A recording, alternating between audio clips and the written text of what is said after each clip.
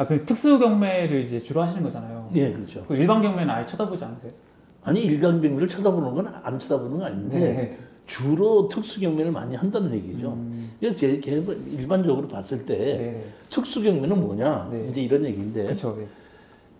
부동산을 사면 팔아야 되지 않습니까? 네. 그럼 팔면 내가 파는 게 아니라 공인중개사한테 맡겨서 팔잖아요. 그쵸.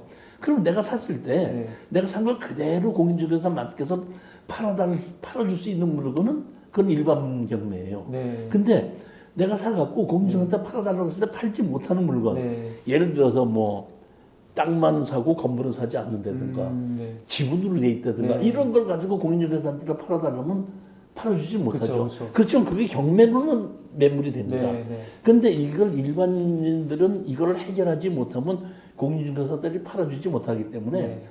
가격이 떨어지거든요. 수익이라는 건 가격이 떨어졌을 때 팔아서 수익이 차이가 많이 나 있는데 네. 떨어졌을 때 사서 제대로 팔 수 있게끔 만들어서 팔자 이런 것이 특수경매입니다. 그러면 특수 경매는 보통 이제 일반 경매도 이제 싸게 살 수 있고 수익률이 높다고 해서 대중들이 많이 몰리긴 하잖아요. 그건 옛날 얘기고 네. 그 예전에는 네. 이 경매의 권리 분석을 잘 모를 때는 네. 그럴 때는 물건이 나빠서 뜨는 건 아니라 매입을 하는 방법을 모르기 때문에 가격이 떨어졌는데 그쵸. 이제는 네. 전 국민이 네. 경매에 대한 권리 분석은 기본으로 알고 있기 때문에 그렇게 아무 문제가 없는 게 네. 떨어지는 경우는 아. 거의 드뭅니다. 그럼 특수 경매는 어때요? 특수 경매는 해결할 줄 모르는 사람 팔지를 못하죠. 그렇죠. 그러니까 오늘도 얘기하려는 것이 네. 어떤 땅이 있는데 네. 땅에 진입을 하지 못한 도로가 없다. 그렇죠. 그럴 때는 그 사용을 하지 못하는 거 그렇죠. 아닙니까? 네. 그럴 때 그걸 사갖고 진입도를 만들어서 판다 이런 의미예요. 아. 거기에 대해서 그런 진입도를 만든다 이런 얘기입니다. 아, 네. 그럼 한번 구체적으로 이제 말씀드려보도록 하겠습니다. 그럼 이제 아파트도 아니고 빌라도 아니고 그러니까 대중들이 보통 관심 갖는 게 아니고 도로에 주로 이제 관심 갖고 투자하시는 어디에 있을까요? 이 부동산은 네. 이제 사용의 가치고 네.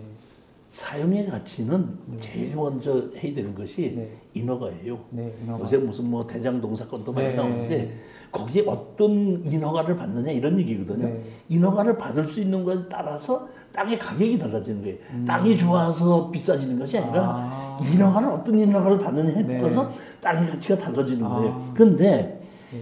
모든 땅은 인허가가 기본인데 인허가의 가장 기본이 창고를 짓든지 네. 아파트를 짓든지 네. 기본적으로 도로는 있어야 됩니다. 아.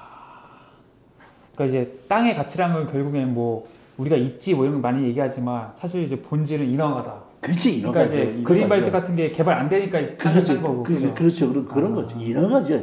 인허가거든. 땅 자체가 무슨 뭐 돌일밭이다, 뭐 옛날처럼 무슨 좋은 밭이다 이런 의미로 좋고 나쁜 땅이 아닙니다. 이제는 어떤 인허가를 받을 수 있느냐예요. 그러니까 높은 빌딩을 지을 수 있는 땅은 더 비싼 그렇죠. 거고. 그리고 네. 건물을 못 짓고 농사밖에 못 짓는 땅이다. 이건 가격이 떨어지는 그렇죠, 거지. 그렇죠. 인허가 자체를 안 내주니까. 그러니까 인허가인데 네. 창고를 짓든 네. 아파트를 짓든지 집을 짓든지 도로는 있어야 되거든요. 그러니까 그 인허가의 핵심이 도로인 거고. 그렇죠. 제일 먼저가 도로입니다. 아. 근데 이제 여기서 문제가 많이 되는 것이 네.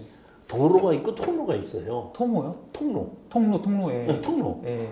도로와 통로의 차이가 뭐라고 생각하세요? 도로와 통로 뭐 차가 다닐 수 있고. 아니, 통로는 그냥 사람이 그냥 왔다 갔다 네. 하는 거를 아, 통로라고 네. 하는 거고 네. 도로는 네. 인허가를 받을 때 필요한 겁니다. 아, 그러니까 사람이 그냥 실질적으로 돌아다닐 수 있는 거면 통로, 통로일 수도 통로죠. 있고. 그냥 사람들도 다니고 자동차도 다닐 수 있는데 그걸 내가 그걸 있기 때문에 땅을 샀는데 네. 그건 통로지 도로는 아니다 할 때 아. 인허가가 안 난다는 얘기죠. 그러니까 그 이제 인허가를 받기 위한 핵심 키가 이제 도로. 그렇죠. 그러니까 통로와 도로를 네. 정확히 구분해서 볼 줄 알아야 되는데 통로도 도로인 줄 알고 도로도 그쵸. 통로인 줄 알고 잘못 알고 아. 그렇게 하는 경우가 많기 때문에 그런 걸 구분해내 주는 거죠. 네. 그게 이제 그런 것이 네. 이 책에 써 있는 겁니다. 그럼 이제 그렇게 뭐 도로에 투자를 해서 뭐 돈을 버는 방법이라고 할까요? 어떤 식으로 돈을 버는 도로를 투자를 해서 돈을 버는 것이 아니라 거예요? 도로가 없는 땅을 투자를 해서 네. 네. 도로를 만들어내서 가치를 높이는 거죠. 그럼 도로를 어떻게 만들어요? 그러니까 다시 말하면 잡으십시오. 네. 아까 제가 얘기했죠. 네. 어떤 땅이 있는데 통로는 있다고. 네. 근데 통로는 있는데 도로는 없지 않습니까? 네. 그러니까 어떤 사람이 통로에 있으니까 막 다닐 수 있는 줄 네. 알고 샀는데 샀는데 막상 사가지고 인허가를 받으려 했더니 안 나오는 거죠. 이런 거. 인허가가 안 나오는 거야. 왜 안 나오냐 했더니 도로가 없기 때문에 안 없는데. 된다는 거야. 네. 그러면 그 도로를 만들 줄 알아야 된다는 네. 거죠. 아. 그러니까 그런 거를 가지고 우리가 강의를 하고 이게 내용을 하는 거였는데 이게 사실 복잡해요. 왜 복잡하냐면은 박정희 대통령께서 군사혁명을 일으키고 난 다음에 네. 그때 우리 대한민국에는 62년도에 건축법을 만들었는데 네. 건축법을 만들기 전에는 네. 일제의 그 조선 시가지령으로 건물을 지었어요. 네. 시가지령으로. 네, 네. 근데 62년도에 박정희 대통령께서 건축법을 만들면서 네. 네. 그때부터 4m 이상의 도로를 건축법상 도로라고 한다 이렇게 만들어놨어요. 아. 그러면 62년도 이전부터 만들었던 또 동네가 있지 않습니까? 그렇죠, 있죠. 그리고 그것이 국가에서 땅을 갖고 앉아도 개인 땅인데도 막 오랫동안 사용했던 적이 그렇죠. 있죠. 예, 그렇죠. 그럼 그 땅에다 집을 짓 때 그게 통로의 도로예요. 그건 뭐 통로 아니에요? 그렇기 때문에 그렇기 때문에 그걸 통로로 본다 그러면 많은 사람들이 피해를 보기 때문에 그렇죠. 예. 법에서 뭐 이런 경우에는 반드시 있어야 된다, 없어야 된다, 이런 경우에는 사용승낙 받아야 된다, 네. 안 받아도 된다, 이런 여러 가지를 복잡하게 만들어놨기 때문에 네. 이것이 1, 2년 사이에 이루어진 것이 아니고 네. 오랫동안 누적돼서 온 거기 때문에 네. 이것을 단언해서 정리해서 모든 걸 알아내기가 굉장히 어려워요. 그러면 작가님은 그 이제 어떻게 보면 이제 도로가 없는 땅을 사가지고 그렇죠. 이것을 뭐 도를 만든다든지 아니면 그렇죠. 인허가를 받을 수 있는 방법을 찾아서 찾아서 다시 땅을 되파는. 그렇죠. 그러니까 제가 이렇게 봤을 때에 네. 맹지인데 네. 내가 이런 식으로 하게끔 되면 저게 도로를 만들 수 있겠다. 하게끔 되면 지금 도로가 없으니까 가격이 떨어지는 그렇죠, 거죠. 그렇죠. 그때 그걸 사서 네.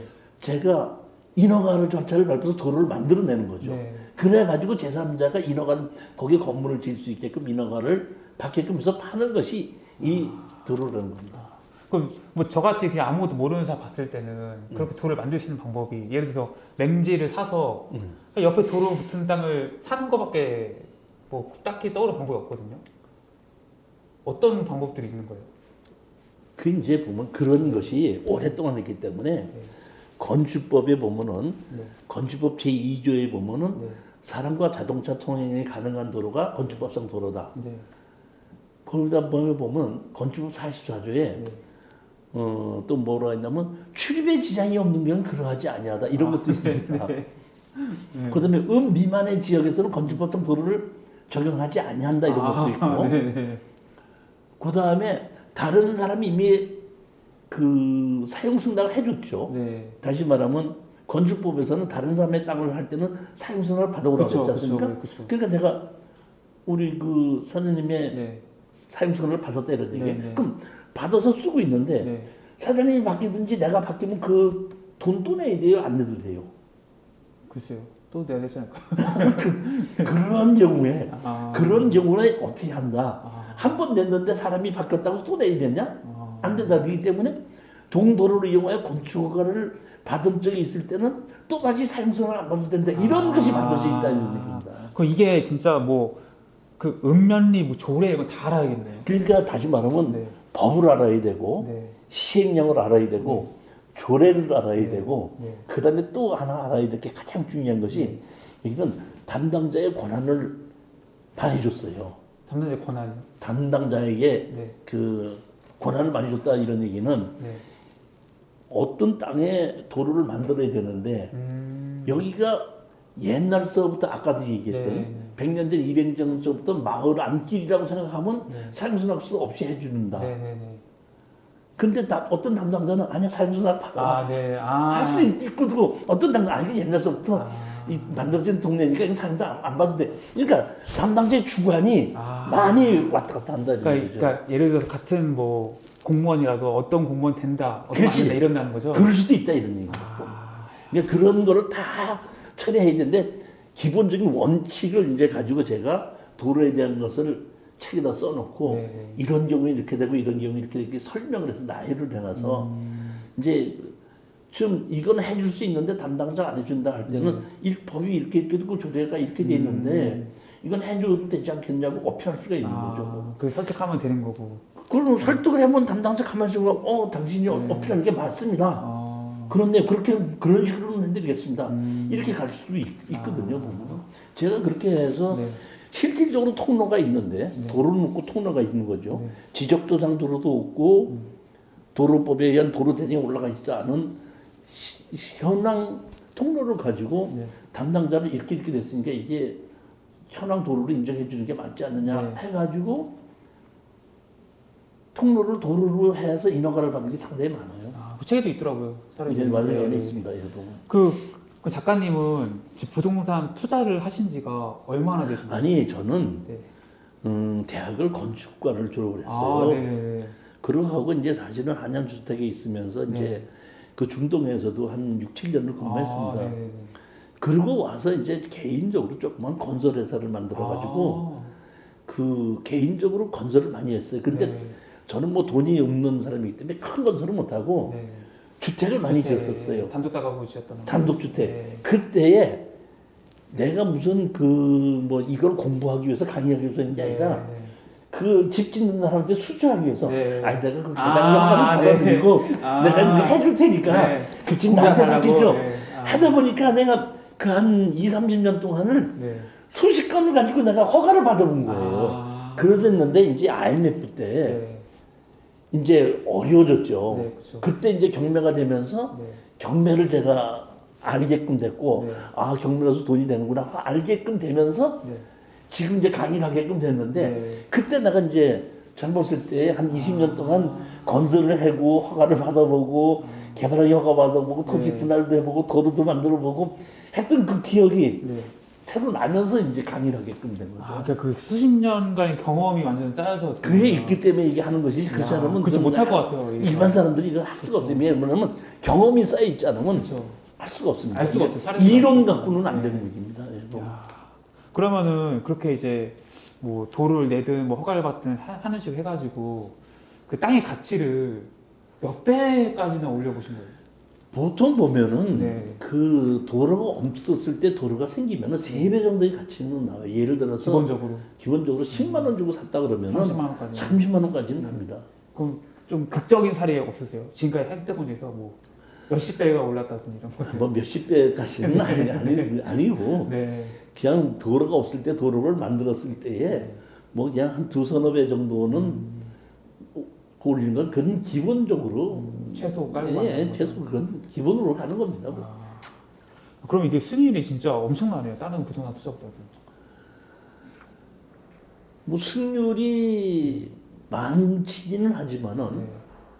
뭐 그렇다고 해서 이렇게 이러한 것을 저만 하는 건 아니잖아요. 근데 뭐 진짜 극소수의 사람은 알 것 같은데. 아니, 꼭 그렇지는 않아요. 꼭 그렇지는 않고 네. 꼭 그렇지는 않기 때문에 네. 이제 경매가 진행돼서 예를 들어서 이제 한 처음에 한 번 떨어지면 70%까지 떨어지고 또 한 번 49%까지 네, 그렇죠. 떨어진다고 하면은 네. 많은 사람들이 쳐다봐요. 그렇죠. 50%까지 떨어지면 그렇죠. 49%까지 네. 떨어졌으니까 그때 이제 조금 실력이 있는 사람들과 이제 경쟁을 해서 낙찰을 받게끔 돼서 한 65% 정도의 낙찰을 받게끔 되면은 감정가의 한 200% 정도 이제 받고 팔고 나오는 거죠. 그래서 그러면 이제 금방 팔려요. 인허가가 안 나니까 그렇지 인허가만 난다면 다 팔리죠.